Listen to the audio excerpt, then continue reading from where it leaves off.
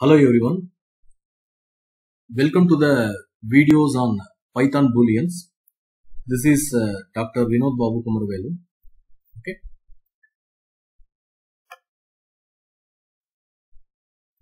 So basically, in any programming language, okay, we'll be using some expression to validate whether the statement is true or false. Okay. So when you compare two values, okay, whether a double equal to b, okay, a is equal to b, or a greater than b, a greater than or equal to b, a less than b, less than or equal to b, not equal to b, okay, it will give the answer in terms of boolean. So either you will get true or false. So this boolean is very much useful in if else statements and for loops, okay, for loop, while loop, okay, in loops and if else, these booleans are very much useful. Okay. So true, okay, you just remember that the true is defined in Python, T should be capital. Similarly, false is defined, that F should be in capital letters. Okay. We'll just discuss, we'll go for the Python console and we'll discuss this. Let me define some number a comma b is equal to 50 comma 20.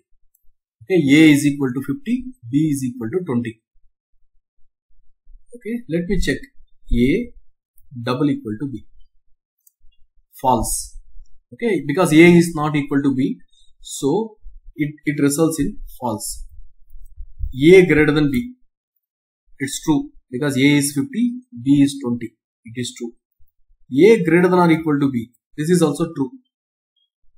Okay. A less than b. False. A less than or equal to b. False. Okay. So the output, okay, the output is either true or false in terms of boolean. Okay. So as I stated earlier, these boolean values are very much useful in if else statement. Okay. So when certain condition is true, then it executes the block of code. Okay. Otherwise it will go for the next condition. Okay. So let me take two numbers a and b. I am just comparing these two numbers. If a is greater than b, I am going to display a. If a is less than b, I am going to display b. If both are equal, I am going to display, okay, a equal to b. Okay. So let me develop a simple code. Let me define a and b. Already a and b are available. So if a greater than b, okay. So for if, we need to use colon. So I am going to print a. Okay. Yeah, there is a mistake. I didn't use double quotes. In one side I used double quotes, another side I used single quotes. That's the error.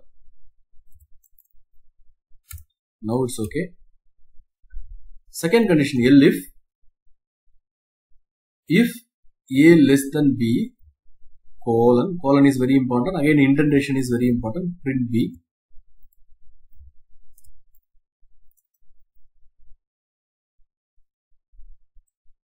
Else, colon, print a equal to b. Okay, something like this. So what happens? This totally works based on boolean. If this condition is true, this particular block is executed. Otherwise, it goes for the elif. Again, it checks whether this condition is true or not. If it is true, this is executed.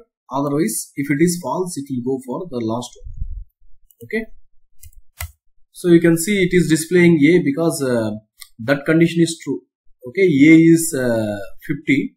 So a is greater than b. So it prints a.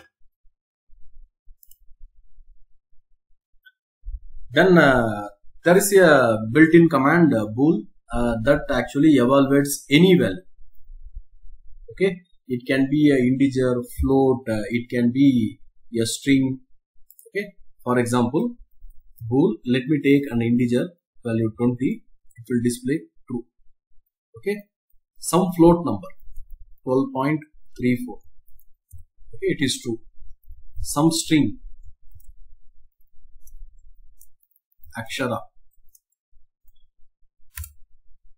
true. Okay. Bool. So bool function allows you to evaluate any value. Okay. If you see, most of the values are true. Okay, most of the values are true.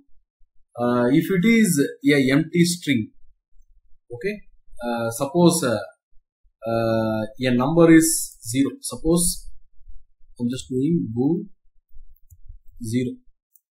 For number 0, except number 0, for other numbers it is true. Only for 0 it is false. Okay. Then any string, for any string it is true. Okay, let me try with Shruti, any length.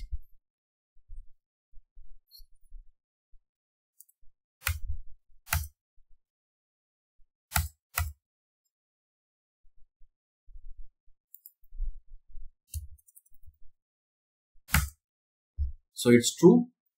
Okay, but if I put some empty string, it is false. For empty string, it is false. Okay. So for any list, any tuple, any set, any dictionary, it is true, except for empty ones. So let me set a list. We know that we need to open a square bracket. Say 1, 2, 3, 4. This is some list. So if I do bool of L, it is true. Suppose I have an empty list. Okay. So if I bool that L1, it is false. Let me have a set S. Okay. 1, 2, 3. Set bool yes, it is true. If it is a empty set, bool S is false. Similarly, I can have a tuple 1, 2, 3. We know that for tuple we are going to use the round brackets. For set we are going to use okay, braces. So if I bool T, it is true. Suppose if it is a empty tuple, that bool T will be false. The same case for dictionary. Suppose if I bool some empty dictionary, it's going to be 0. We'll discuss that.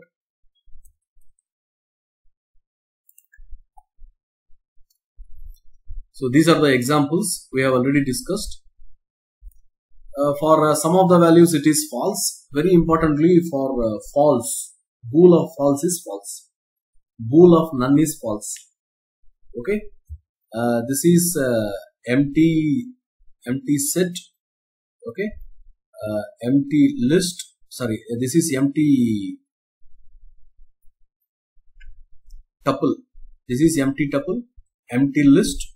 This is empty set. Okay. This is empty string. It is 0. Empty dictionary, it is 0. For false, it is false. Okay. For bool of none, it is false. Okay. Then we can define our own functions. Okay. The functions, even the functions can return a Boolean value. Okay. For example, in order to define a function in Python, def is the built-in command. So it indicates that we are creating our own function. So let me create a function hello. Okay, this is the function name. Then colon. So what it does, it returns. Okay, it returns true. As I said earlier, for true, first letter T should be capital. Okay. Yeah, there is a mistake. Written RETURN. I missed R. Okay. Now let me print the function hello.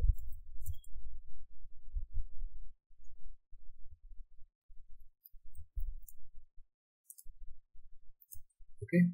I missed the bracket. So you just see it returns a boolean value true. Okay, I missed brackets here. I need to include brackets also. So functions can return a boolean value, and based on the boolean answer, okay, based on the boolean answer, you can execute that code based on the boolean answer of your function. Okay.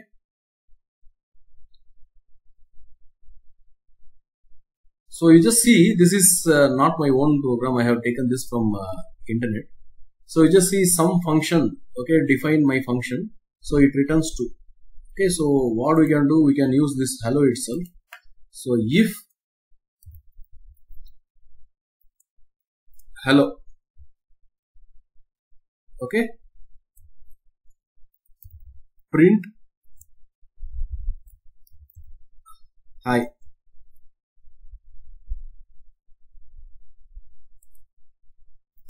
Else print something nothing. Okay, so what actually happens when this if, when it comes for the if, it checks this function. So it goes for the function. This function actually, we know that in the previous discussion we said that this hello returns true. So this actually becomes true.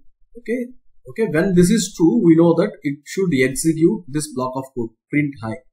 We'll verify that it should okay, execute hi. Then in Python there are many built-in functions which will return boolean value. For example, isInstance is a function which returns either true or false. Okay, so this built-in command is used to check whether an object is okay, an instance of a class or a subclass. Okay, for example, let me test that. IsInstance. Okay, isInstance. Okay, so once I type here, it's very difficult to remember all the built-in commands. Once you type that, you can notice what is the syntax. So some object, okay, let me give its 200 value. I'm just checking whether it is an integer or not. If it is an integer, it will return true or it will return false. Yeah, it is an integer, so it returns true. Suppose if I give float, it is false because this is not a float. For example, if I give 200.0, then this will be true. Okay. Similarly, let me go for a complex number 2 plus 3j. I'm just checking whether this is a complex number or not. Yeah, it is complex number. Suppose if I go for just a real number 2 and check, I'm just checking whether it is complex or not. It is showing false. So this isInstance, it is used to check whether the object is of that particular class or not. Okay. So in this video we have discussed booleans. Okay. So booleans are widely used in if-else, loops. Okay. Even in some functions can return booleans, true or false. Okay. There are many built-in functions in Python which will give the answer in terms of boolean. Okay. I'll stop here.